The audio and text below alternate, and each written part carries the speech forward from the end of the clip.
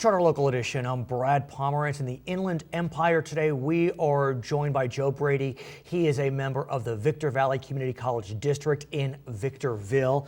I want to digress for a second though and congratulate you. Your day job is as a real estate broker on the commercial side, and something happened recently. Yeah, I'm honored. Been up there 28 years. The Victor Valley Association of Realtors is now called the High Desert Association of Realtors.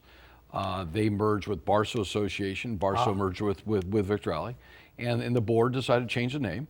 I was asked a year and a half ago to sit on their board and help them with their commercial platform. And for the first time since 1948, they named a commercial broker the Realtor of the Year. So I'm honored. And Brad, I will say this: there's nothing better than sitting on a great board.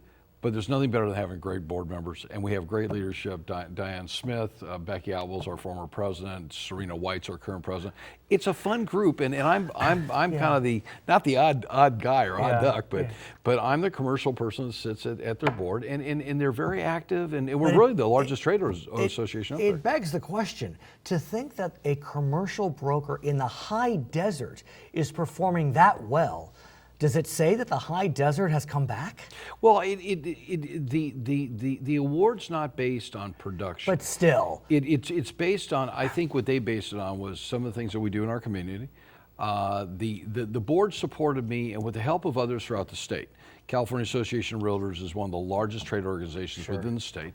One of the largest accounts for probably 180,000 members out of a 1.2 million membership of realtors. Okay, so we're very proud about the R logo, and they look at things that you do to better your community. But Joe, I mean, the high desert, it was the canary in the coal mine 5-6 years ago. Yep. As high desert values, I mean, I remember homes listed for $500,000 dropped to $125 in a year. We went from we dropped from top to bottom about 73%. That's the canary in the coal mine. We're back about half. Part of the challenge is job creation. If you drive 30 miles right down below, down to Ontario, you have the largest industrial market in the country. 25 million square feet is under construction today. Interstate 15. Can you get there without hitting massive traffic? Well, Interstate 15 is just completing a $500 million widening repavement project, and that will be done this next year. So will that help Victor Valley expand at a reasonable, digestible rate? Many people believe that the slowdown on the housing side there's a tie to the Interstate 15. I think that more importantly, City of Hesperia has a very big vote coming up in the middle of January. They have a project called Tapestry. Terra Verde is the developer behind it. It's been in the works for 30 years. A criminal justice facility? No. Big master plan housing project. Got it. 19,000 units is what they started with. They had a prior approval of 15,540. It's about a 9,600 acre project. It's right below Lake Silverwood. It's absolutely gorgeous, most pristine piece of property in the high desert region. But can the region sustain it? Absolutely. It's a 30-year build out.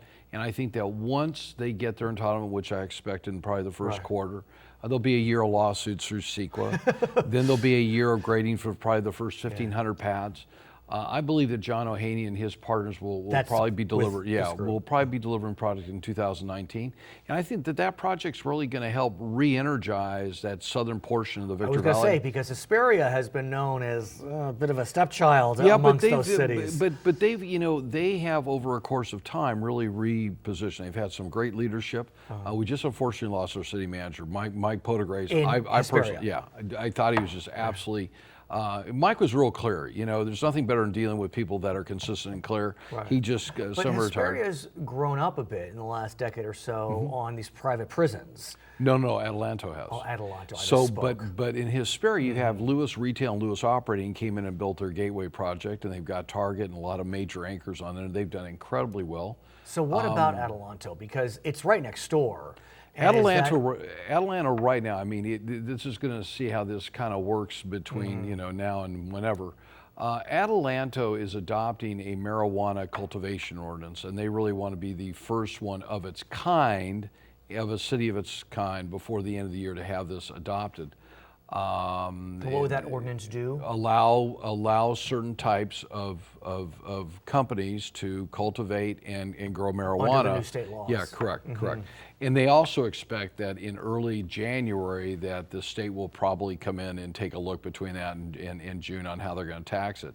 At the end of the day, you have, 10 to 15 states are looking at adopting it. I believe it's going to be on the ballot in November. It's Legalized. Probably going to win. Right. Those that say they didn't inhale probably will say, Exactly. you know what, they're the ones who are going to check off the boxes. Exactly. Yeah. 30 miles down the road from Victorville, Ontario in one direction, San Bernardino in another direction.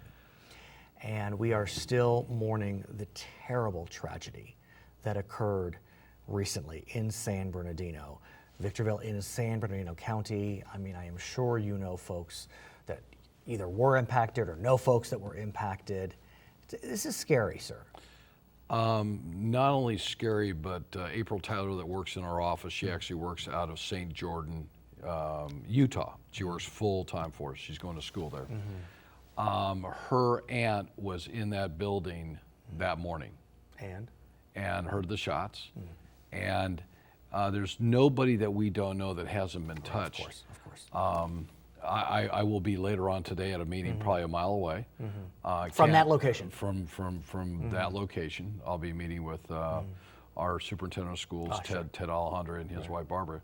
We have a problem in this country, and it's sad that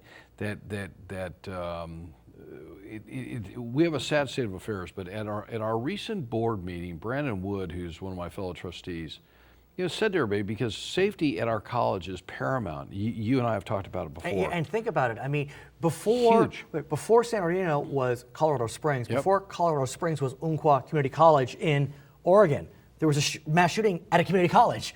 The Planned Parenthood back in Colorado Springs happened literally outside the door of one of my closest friends who is a mentor to me in commercial real estate.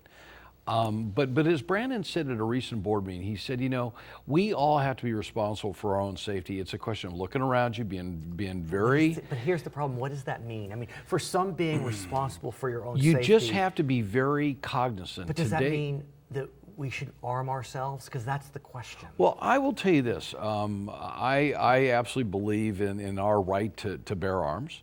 Well, how do you define arms? How does one define arms? Whatever you believe that you need to protect yourself. An assault weapon? No. But I will tell you this.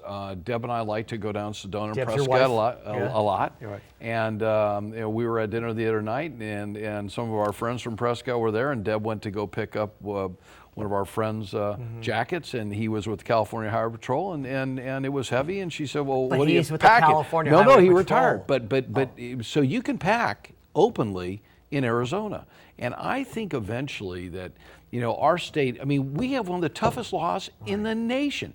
I'll tell you a story, a fact I heard the other day. The United States has approximately 4 to 5% of the population in the world. We have 43% of the guns.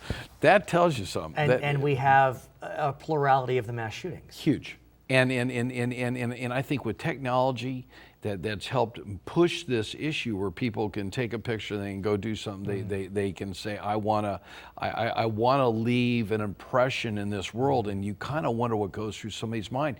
What I found interesting, I was ironically having lunch with Dr. Wagner that day and Brandon Wood at our college, and we were having lunch in anticipation of our board meeting.